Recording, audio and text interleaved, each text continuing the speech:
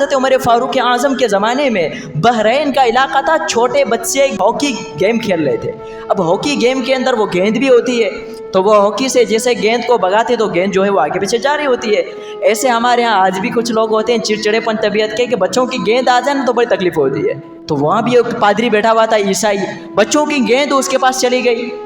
اب وہ عیسائی پادری غصے میں آ گیا، بچے آئے، چچا وہ انکل گیند دے دو نا ہمیں۔ کہا گیند کیوں دو تمہیں؟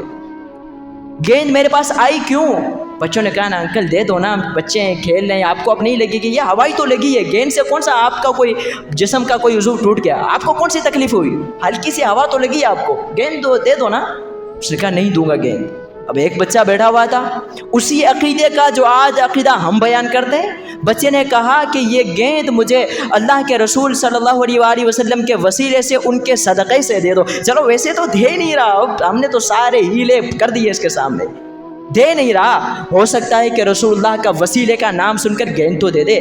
بحق محمد صلی اللہ علیہ وآلہ وسلم بچے کے جملے تھے، وہی عقیدہ جو آج ہم بیان کرتے ہیں۔ حضرت عمر فاروق اعظم کے زمانے میں اب جب اس نے وسیلے کی بات سنی، محمد کے صدقے ان کے وسیلے گیند دے دوں، وہ اور گستاخی کرنے لگا، اور غصے میں آ گیا، وسیلے کا منکر اور غصے میں آ گیا، بک بک کرنے لگا، گستاخی کرنے لگا۔ بچوں نے کہا چلو گیند تو گئی، گیند کی بات تو گئی، گیند نہ دو کوئی مسئلہ نہیں ہے، لیکن اب معاملہ گیند کا نہیں ہے، اب معاملہ گستاخ کے رسول کا ہے، اب تو گستاخ کے رسول بن چکا ہے، اب ہماری غیرت ایمانی تو دیکھ۔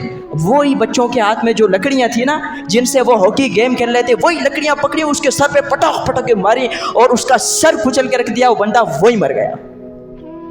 بچوں نے کہا پہلے بات صرف گیند کی تھی، گیند نہیں دے رہا تھا، ہم نے کہا حضور کے بحق کی محمد، حضور کے وسیلے سے گیند دے دے، وسیلے کا نام سن کر تیری ناک اور چڑھ گئی، تو اور غصے میں آ گیا، تو اور گستاخی کرنے لگا۔ اب گستاخ کا انجام موت ہوتا ہے، یہی لکڑیاں اب تمہیں موت تک پہنچا دیں گی، گیند نہ دو، اب گیند کی تو بات ہی نہیں ہے۔ وہ بچے تھے جو کھیلتے کھیلتے غازی بن گئے، کھیلتے کھیلتے۔ اچھا عجیب بات یہ کہ یہ فیصلہ آیا حضرت عمر فاروق اعظم کے پاس، یہ کیس آ گیا، حضرت یہ آپ کے دور خلافت میں بحرین علاقے میں بچوں نے گستاخ کو انجام تک پہنچا دیا۔ لیکن جو عیسائی تھے انہوں نے احتجاج کیا، حضرت عمر فاروق اعظم کے پاس خبر پہنچی نا، آپ اتنا مسکرائے، اتنا ہنسے کہ جو صحابہ کرام آس پاس میں بیٹھے ہوئے تھے وہ فرماتے ہیں کہ جب مسلمانوں نے کیسر و کسرات کے محلات کو فتح کیا، بڑی بڑی خوشخبریاں آتی تھیں، حضرت عمر فاروق اعظم اتنا نہیں مسکرائے تھے جتنا ان بچوں کے گستاخ کو قتل کرنے پر مسکرائے، اتنا کبھی نہیں مسکرائے۔